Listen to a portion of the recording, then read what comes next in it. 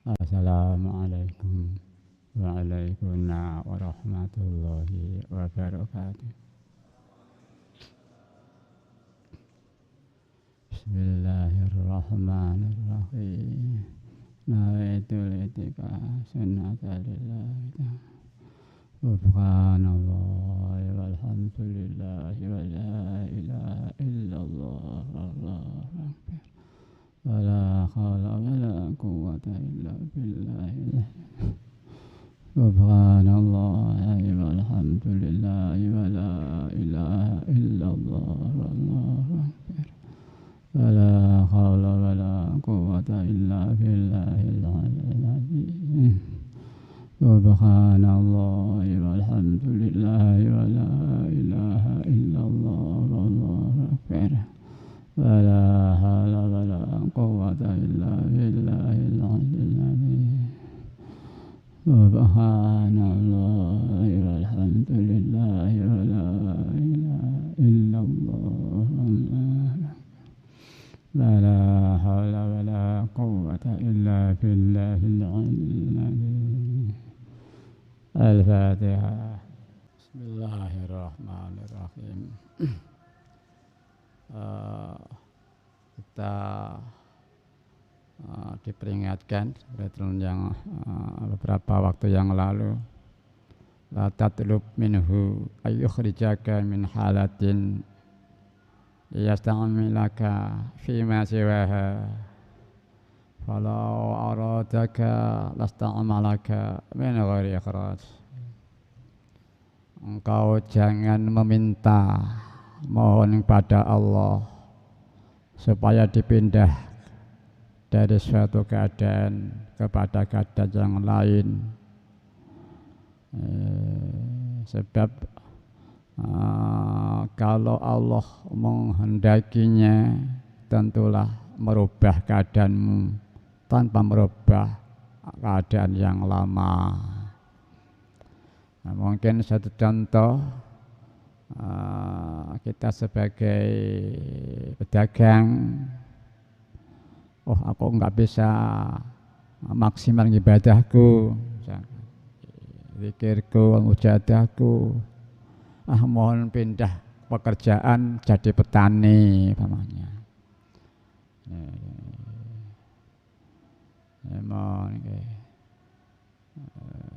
Jangan meminta kepada Allah supaya dipindah dari suatu keadaan kepada keadaan yang lain. Sebab kalau Allah menghendakinya tentulah merubah hati yang mungkin sering lupa pada Allah misalkan. Kalau menghendaki otomatis merubah, diberi pertolongan tanpa pindah dari keadaan yang lama.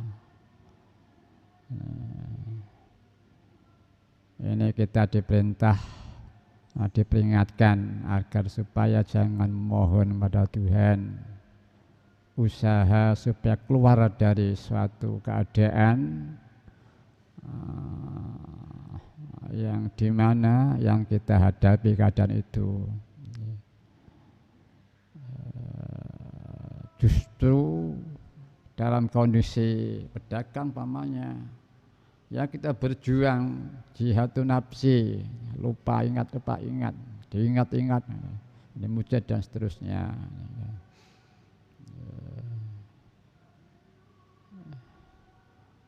Baik itu keadaan bidang dunia, bidang ekonomi maupun bidang agama.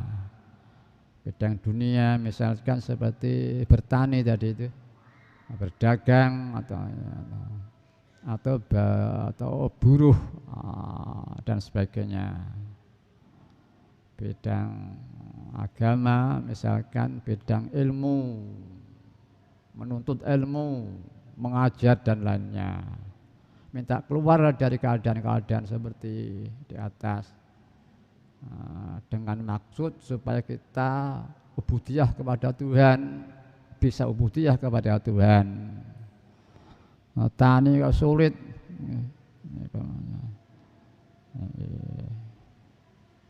Ini tidak tepat, sebab ubudiyah pada Tuhan dapat dilakukan dalam segala keadaan. Umpamanya seorang pedagang, wah saya kalau terus berdagang gini, kita tidak bisa ubudiyah pada Tuhan. Karena itu saya harus memohon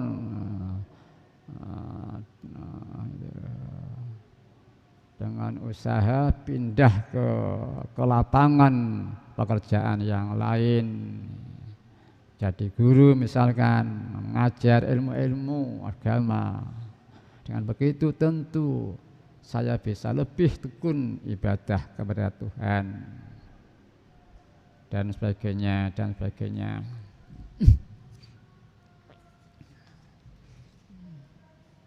Nah, ini tidak benar, tidak boleh begitu. Berarti tidak ridho kepada Tuhan, tidak puas dijadikan Tuhan menjadi petani, pedagang, atau pengusaha, atau pengajar dan sebagainya dan sebagainya.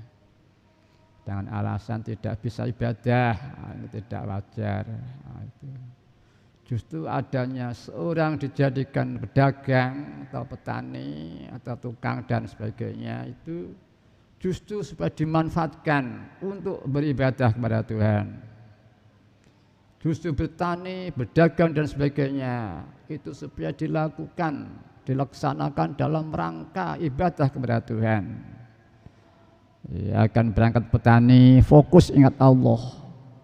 Semata-mata untuk Allah kita berdagang. Lillah setelah itu ya, merasa alam semesta dirinya, pertaniannya juga yang menggerakkan Allah tuh.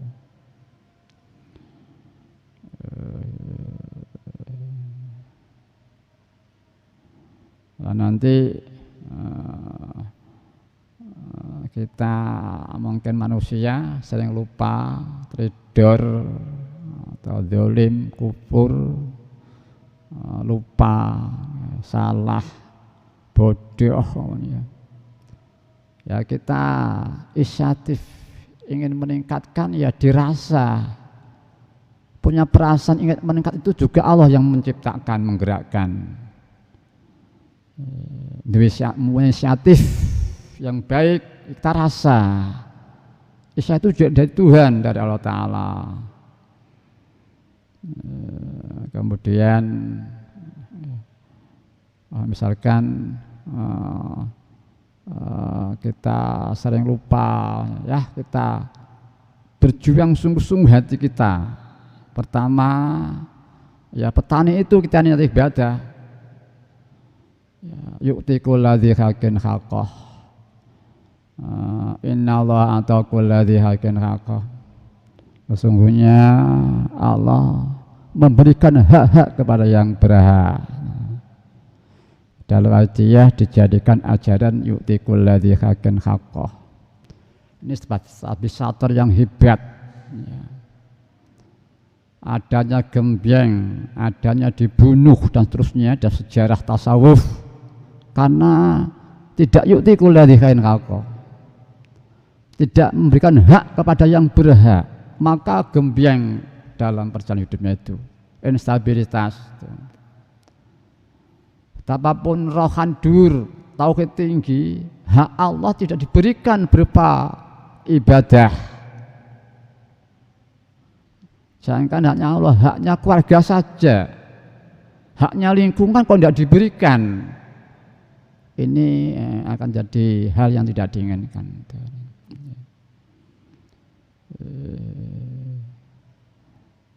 Maka yu'ti kulladzi haqqin haqqah itu.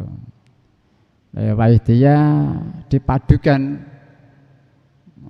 tauhid dan ubudiyah itu.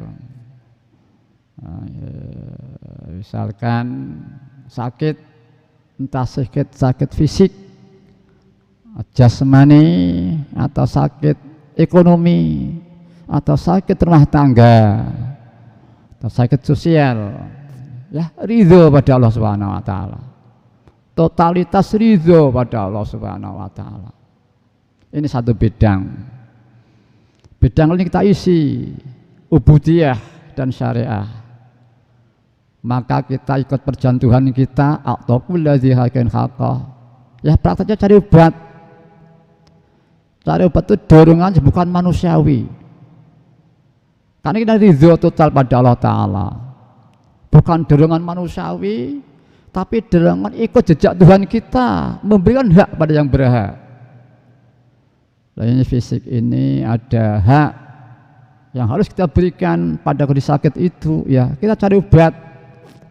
Kita datang ibadah, tahaluk biha akhlilah, ikut perjalanan Tuhan, memberikan pada yang berhak. Itu indah sekali.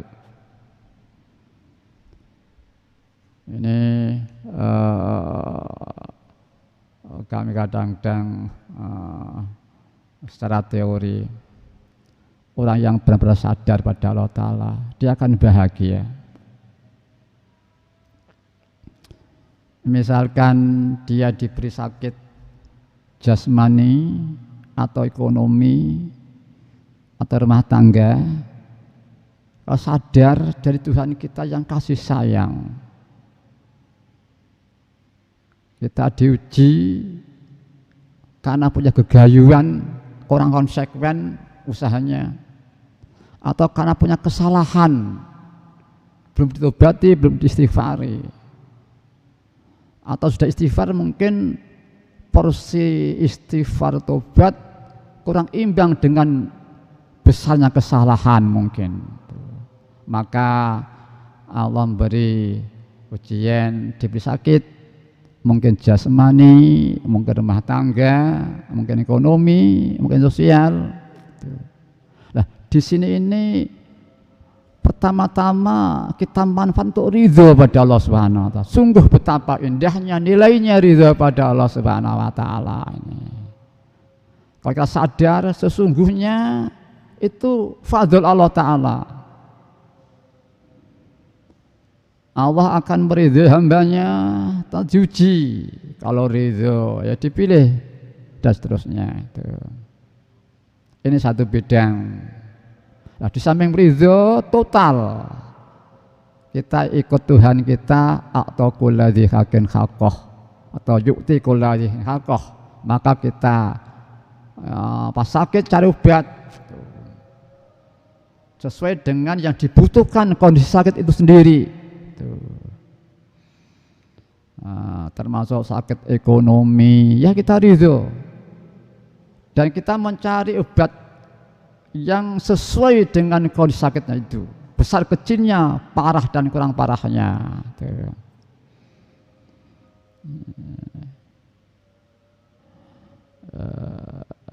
Seperti Nabi Adam alaihissalam, tahu-tahu disandungkan nyandung buat khuldi, larangan.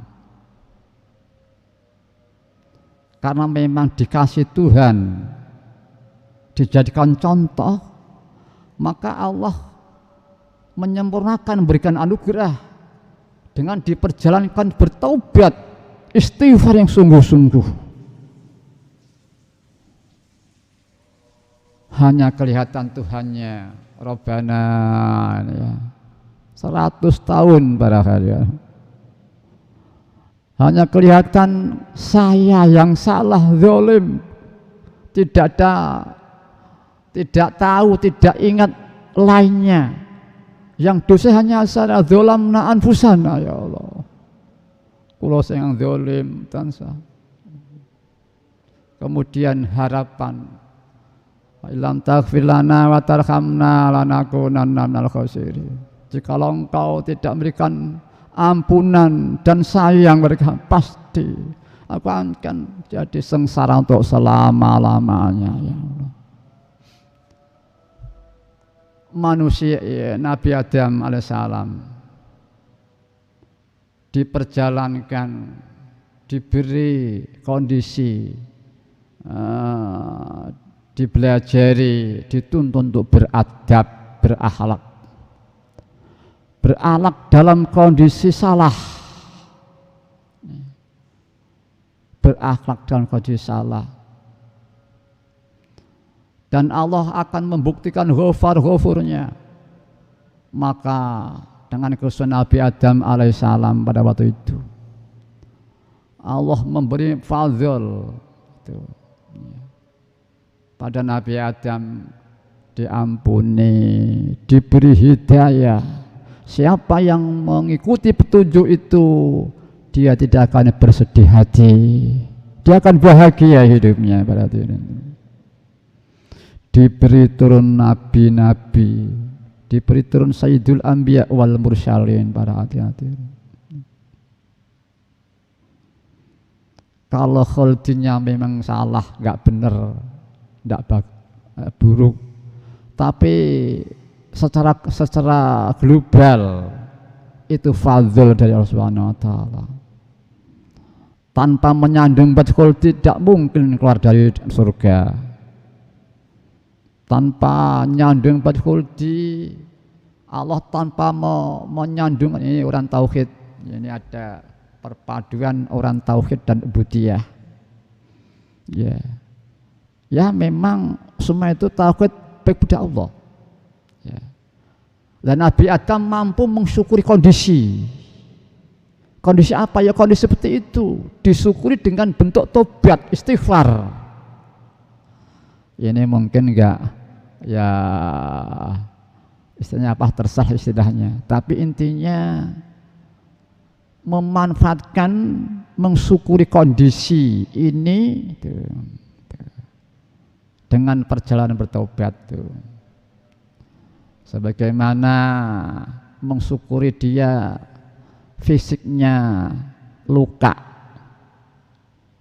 disyukuri untuk ridho dan untuk ikut berjalan Tuhan kita, atau kulladzi haqqin haqqah, maka dia cari obat, memiliki keindahan kekayaan berupa ridho pada Allah Ta'ala, merupa mendapat keuntungan dengan ikut Allah, memberikan haknya, praktek tobat, istighfar, mohon ampun pada Allah Subhanahu wa taala itu. Dan nanti cucu-cucunya akan mengalami seperti Nabi Adam itu. Karena memang diberi satu sifat yang melekat, dzulumun kafar.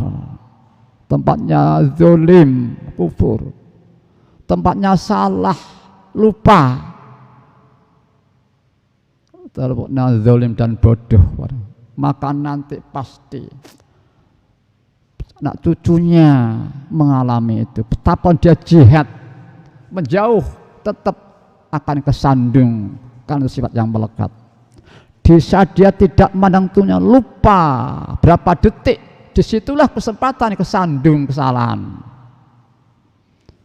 Di saat kita dihadap nilai lillah perjalanannya, disitulah kesandung salah, zalim, meletakkan diri bukan pada tempat pada Allah ibadahnya, tapi zalim tempat lain. Zalim itu gelap, arti bahasa, arti istilah dan di sini adalah meletakkan suatu barang pada tempatnya, ngani ngoyo tempatnya. Diri ini mengabdi pada Tuhan yang kasih sayang, yang memberi alam semesta kepada kita. Namun ini kita nikmati alam semesta itu, jadi hidup dan sehat, tapi kok digunakan untuk bukan tempat yang mestinya mengabdi pada Tuhannya, tapi nuruti pada dirinya sendiri. Para hadirin, di sini pertama-tama orang kesandung itu ya lupa. Ya, ini kalau di dalam suatu cerita Nabi Adam pada waktu itu dibujuk, mengapa kamu kok tidak boleh dekat-dekat dengan Bakhuldi ini? Kamu tahu ini yang menggoda itu dilarang tuh supaya kamu tidak kekal abadi di surga jadi malaikat. Tapi kalau kamu nanti dekat akan kekal abadi di surga atau jadi malaikat. Ya mungkin ya dari perjalanan hidup itu mungkin selalu menuruti saran Tapi lupa siapa yang besaran itu. Lah pada itu iblis ternyata ditipu oleh iblis. Setelah nyandu kuldi langsung telanjang pada waktu itu. Semua pangan surga hilang, langsung telanjang. Sehingga untuk menutupi auratnya dengan dedaunan-dedaunan pada waktu itu. Nabi Adam kalau yang semestinya kondisinya sebagai khalifah, sebagai sebaik-baik ciptaan Tuhan, maka yang pantas satu tobatnya 100 tahun para hadirin. Yang pantas sebagai asal takwim salate 50 waktu yang pantas itu. Maka Allah mengasihi, membuktikan ghafar-ghafurnya, memberikan anugerah fadlnya, menyintai, meringankan. Maka mestinya 50 waktu kondisi kita manusia ini sebaik ciptaan Allah diberi alam semesta yang tepat, itulah porsinya. Namun Allah tidak butuh pada kita. Allah menyintai kita. Maka ini Nabi Musa sudah tidak fungsi, tidak aktif, dengan izin Allah diperjalankan, jembatani proses sehingga terjadi 5 waktu cuman. Itu pun sama nilainya dengan 50 waktu. Itulah fadl Allah Subhanahu wa taala. Para hadirin yang hormati, kita sering kesandung salah, berbagai macam bentuk kesalahan kita. Mari kita jangan putus asa. Walaupun tidak bisa salah 100 tahun, tidak bisa begitu. Tapi kita punya Nabi yang kasih sayang, Nabi yang dicintai Allah Subhanahu Tuhan kita. Kita selalu, asal kita tidak putus asa, sebagaimana Nabi bersabda, sesungguhnya amal-amalmu diperlihatkan kepadaku oleh Allah Ta'ala. Di saat aku menyaksikan amalmu yang baik, aku muji kepada Tuhanku. Di saat aku menyaksikan amalmu yang buruk, aku mohonkan ampun. Mari kita berjuang mati-matian, tidak mungkin seperti Nabi Adam. 100 tahun, 200 tidak mungkin terjadi. Betapapun jihad kita, berjuang kita tidak mungkin terjadi karena keterbatasan kemampuan kita. Namun kita diberi Nabi yang begitu kasih sayang. Sehebat-hebat istighfar kita dibanding permohonan Nabi ampunan untuk kita kepada Allah, tidak bisa digambar. Sebaik-baik amal kita, kebaikan kita, dibanding dengan mujinya Nabi menyertai amal kita, muji pada Allah, tidak ada apa-apanya nilainya amal kita ini para hadirin. Kita selalu dibarengi Nabi kita, baik dan buruk para hadirin. Mari jangan kita sia-siakan hidup di dunianya sekali ini saja para hadirin. Tidak akan hidup lagi setelah mati nanti kita para hadirin. Ya Rabbana Allahumma salli salimi ala Muhammadin syafi'il umam wa ala alihi wa ja'al anama muslimin bil wahidiyyatil. Ya Rabbana ighfir ya siri tawahdina qarib wa ali bainana ya Rabbana.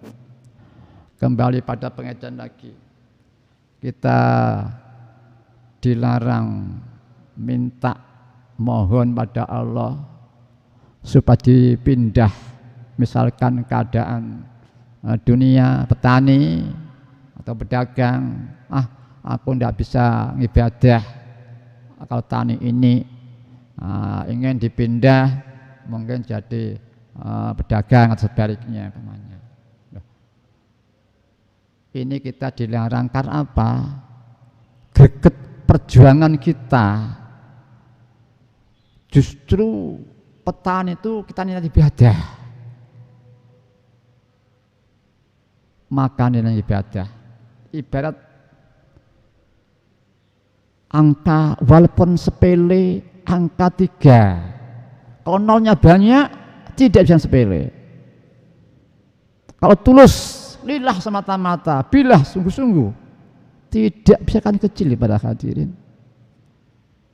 Allah Ta'ala berfirman dalam hadis qudsinya, ikhlas itu siri setengah daripada siriku Allah yang kuletakkan pada hambaku yang kucintainya.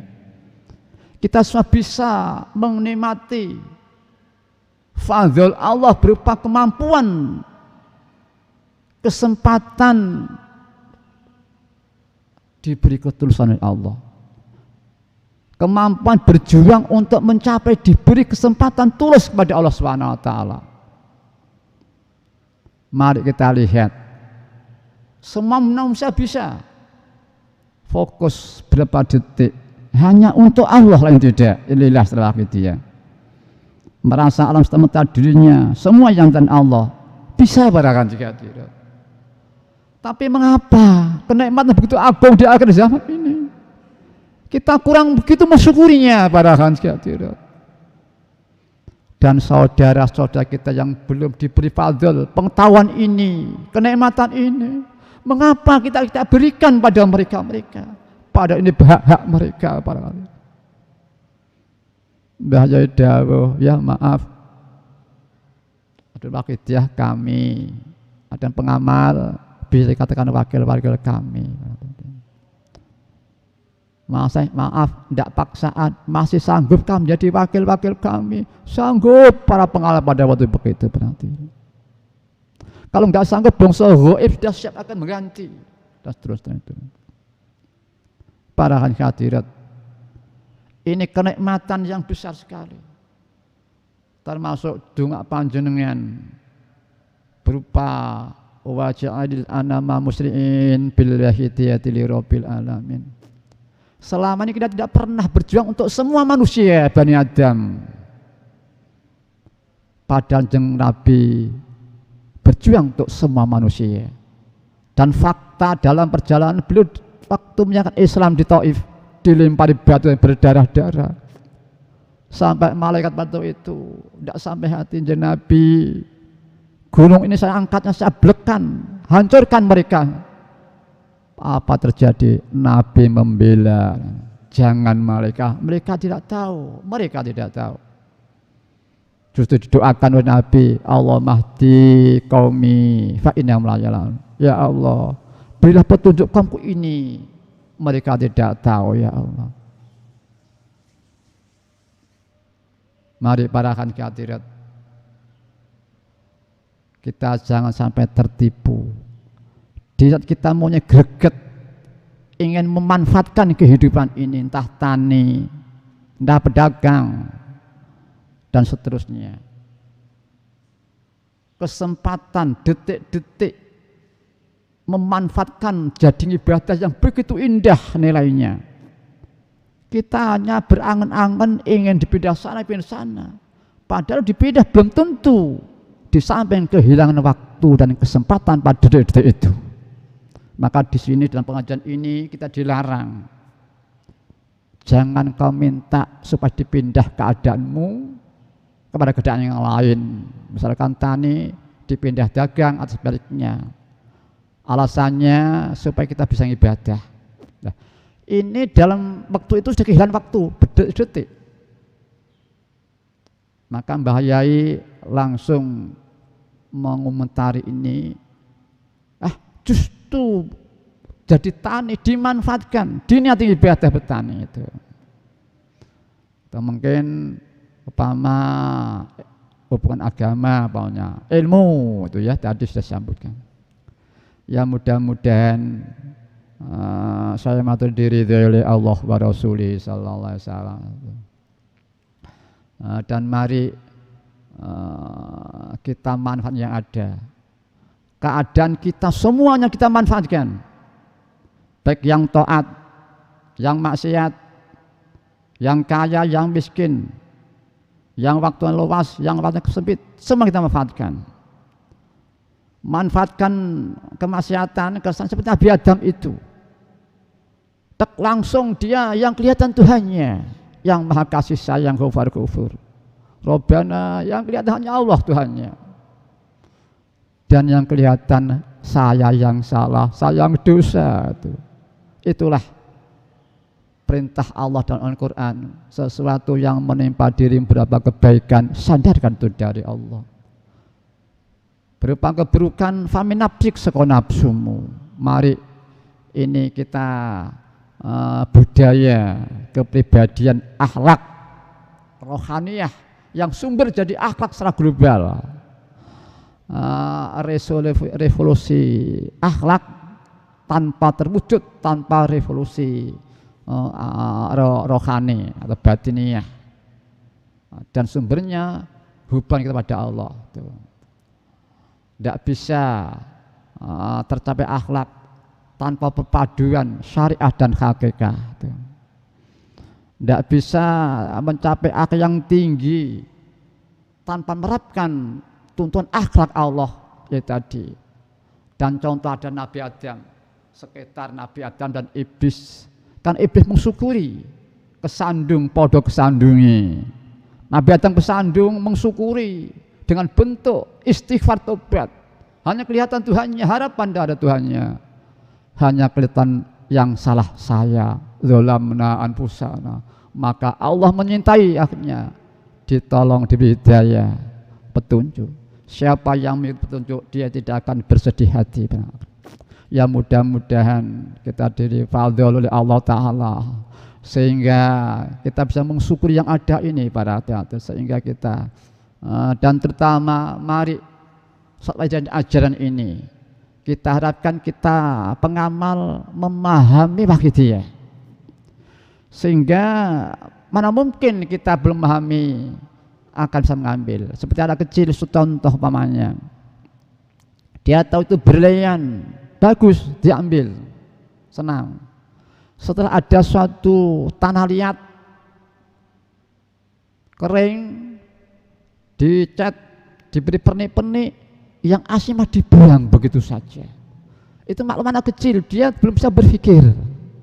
Diberi asli begitu indah nilainya, justru dibuang gara-gara gumpiring dunia berhati. Ya mudah-mudahan kita diampuni dosa-dosa kita oleh Allah Subhanahu. Diberi kemampuan oleh Allah Ta'ala, mudah-mudahan tidak dosa lagi para hadirin. Bisa syukur, berjuang fafiru ilallah wa rasulih sallallahu alaihi wasallam. Para hadirin sekarang ada kesempatan. Sabda Nabi sallallahu alaihi wasallam bersabda, yang beliau Mbah Yai pernah menceritakannya.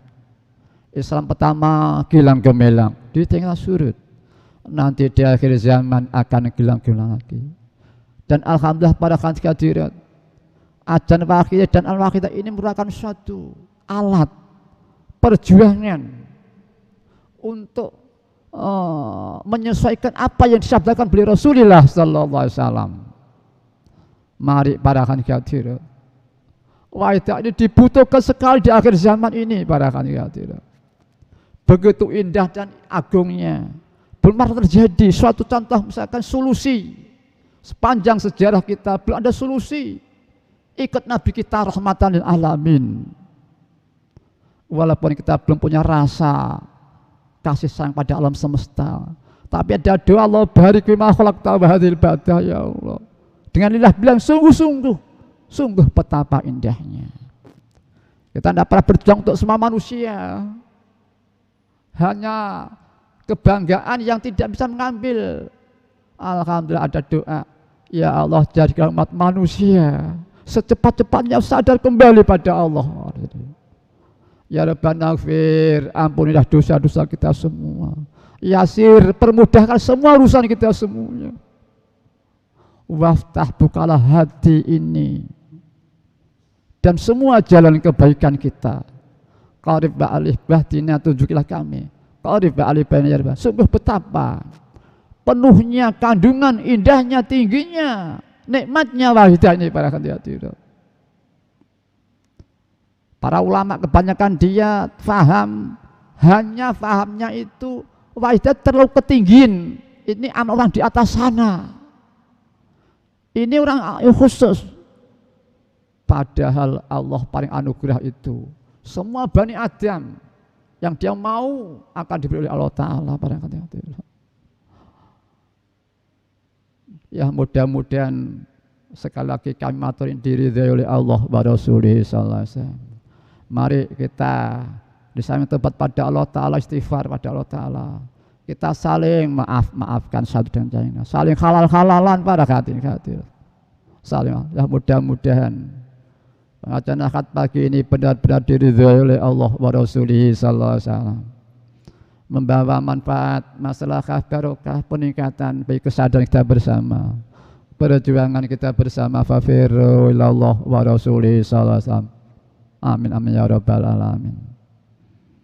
Kiranya pengajian cukup sekian, waktu dan tempat kami persilakan jamaah Waidah Pusat.